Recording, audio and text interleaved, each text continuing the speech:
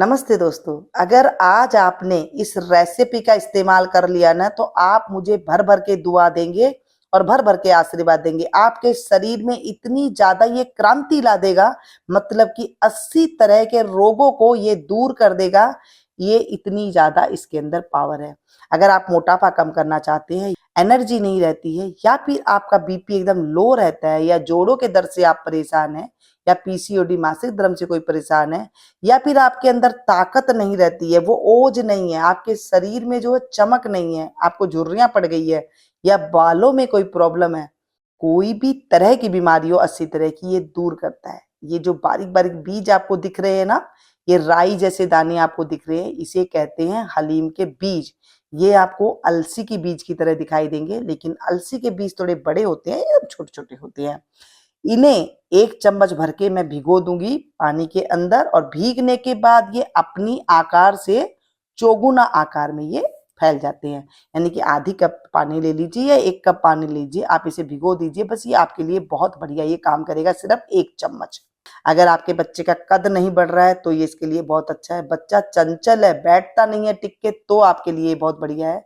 ये आसानी से आपको पंसारी की दुकान में मिल जाएगी। बड़ी सस्ती सी चीज है, ज्यादा महंगी भी नहीं है, तो आप इसका इस्तेमाल करें। ऐसे भिगो करके आप रख दीजिए आधे घंटे के लिए, तो ये इस तरह से फूल करके तैयार हो जाएगा। इस्तेमाल करने से बल इससे पहले इसे बस आप इसे छान लीजिए चलनी से, ताकि इसमें कंकर वगैरह ना हो। बस जब ये इस तरह से तैयार हो जाए तो इसकी तासीर ना हल्की सी गर्म होती है। तो जब हम इसे दूध के साथ मिला करके खाते हैं, या किसी स्मूथी में, फ्रूट के स्मूथी में मिला करके खाते हैं, गर्माहट जो है थोड़ी कम हो जाती है। इसे गर्मी सर्दी दोनों टाइम खा सकते हैं, इसमें कोई भी दिक्कत वाली बात नहीं होती है। जिन माताओं को दूध नहीं उतरता है उनके लिए बहुत बढ़िया रहता है। ये बात रोग को दूर करता है। बात रोग यानी कि जिनके शरीर में बादी का रोग रहता है, उनको 80 तरह की बीमारी बन जाती है, और ये बात रोग को दूर करता है, तो 80 तरह की बीमारी भी दूर हो जाती है। आपको शरीर में बाल से लेके यानी कि एडी से लेके चोटी तक जितने भी आपकी बीमारी है, उसमें ये सब कारीगर का काम करता है। मतलब बहुत अच्छा ये कारीगर का काम करता है। पेट में कब्ज रहती है तो इसमें फाइबर भरपूर बहुत मात्रा में, तो कब्ज को ये तोड़ता है। आपके शरीर में चर्बी बहुत ज्यादा रहती है तो ये आपके पेट की चर्बी को तोड़ता है, क्योंकि इसमें इतनी ज्यादा प्रोटीन फाइबर है कि ये आपके शरीर को ना, पेट को भरा भरा रखता है, और उसकी वजह से आपको ज्यादा भूख नहीं लगती है, और आपकी चर्बी को जो है कम करता है। यहाँ पर मैंने 1 गिलास के करीब दूध लिया है।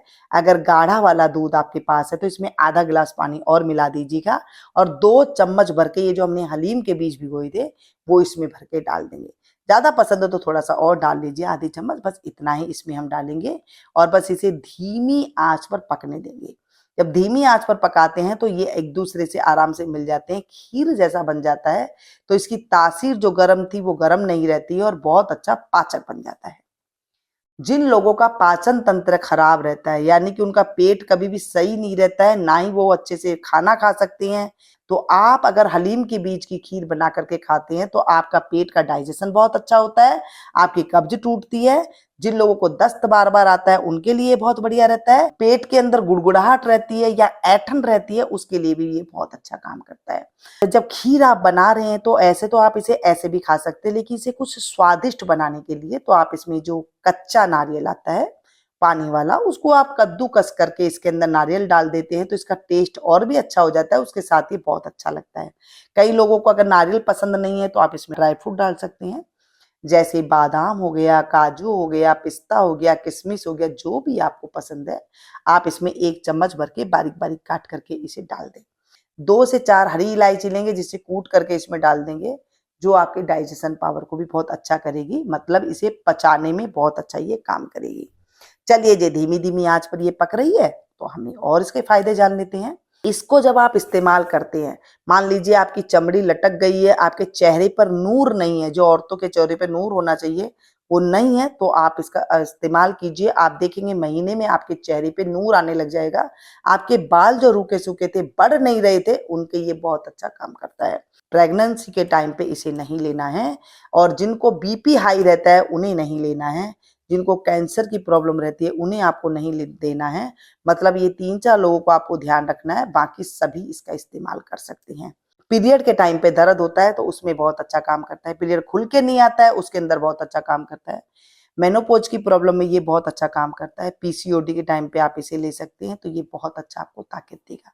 शरीर में ताकत नहीं रहती है, थके-थके से रहते हैं, बीपी लो हमेशा रहता है।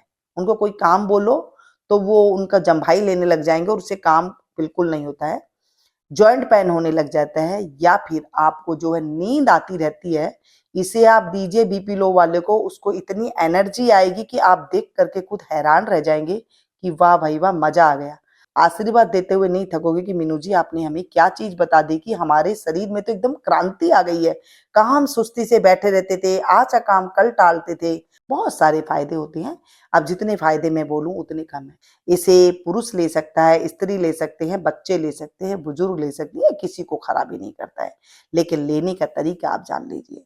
अगर सर्दी का मौसम हो तो इसे लड्डू बना करके आप इस्तेमाल कर सकते हैं। तो इसके अंदर विटामिन ए है, ई है, सी है, तो ये आपके शरीर में सारे तरह की जो पूर्ति कर देता है।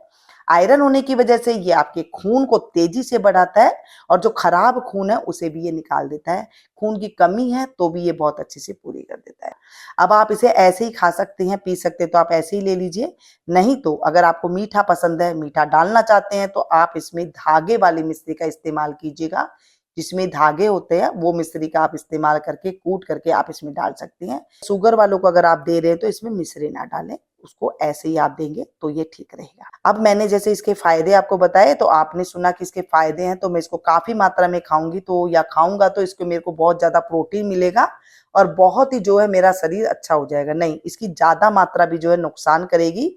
जितनी मात्रा मैंने बताई है उतनी लेनी है। ये एक तरह की औषधियाँ होती है। जो भी चीज़ हम खा रहे हैं, जो भी चीज़ ले रहे हैं ना, उसको हम लिमिट में ही लेते हैं। कोई भी चीज़ हो, उसे अगर ज़्यादा मात्रा में खाएँगे तो वो हमारे शरीर को नुकसान ही करेगी। तो इसे दिन में एक टाइम पे आप किसी टाइम ले लें, सुबह ले लें, दोपहर ले लें, शाम को ले लें।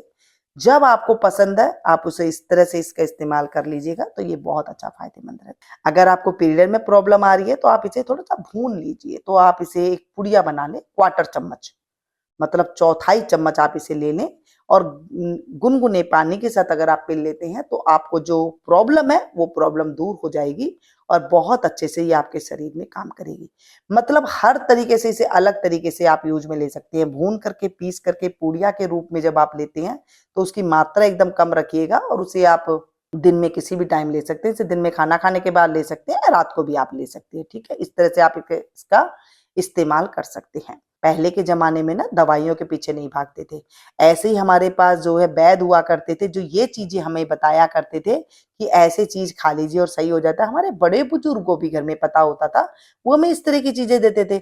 बस इसे 3-4 लोगों को नहीं देना है। जैसे गर्भिणी स्त्री है, गर्भावस्था के अगर आप दौरान देंगे, तो वो दिक्कत आ जाएगी। कई लोगों को डिलीवरी के बाद जैसे दूध नहीं आता है, तो आपको अगर कोई प्रॉब्लम है तो डॉक्टर की सलाह से ज़रूर लेकर के आप इसे खाइएगा, क्योंकि कइयों को वैसे दिक्कत तो नहीं होती, लेकिन कभी-कभार किसी को 1-2% लोगों को दिक्कत हो जाती है, तो उस टाइम पर आप पूछ के दे दीजिएगा। और अगर आपको कमज़ोरी, थकान महसूस हो, जोड़ों में दर्द है या कहीं पर कुछ है, उस चीज़ों में तो आप निरोगों के ले सकती हैं। जिन्हें कैंसर की प्रॉब्लम है या हाइपर जिन्हें बीपी रहता है या फिर हाइपर थायराइड है, उन्हें इसका इस्तेमाल नहीं करना है बस, और बाकी सभी इसका इस्तेमाल कर सकते हैं। आज की वीडियो में अगर आपको कोई भी चीज़ अच्छी लगी हो तो इसे अपनों के साथ ज़रा-ज़रा शेयर कीजिएगा, ज़रा-ज़रा लाइक दीजिएगा। मिलती हूँ फिर से एक नई वीडियो में नई जानकारी के साथ, तब तक आप देखते रहिएगा मीनू गुप्ता किचन।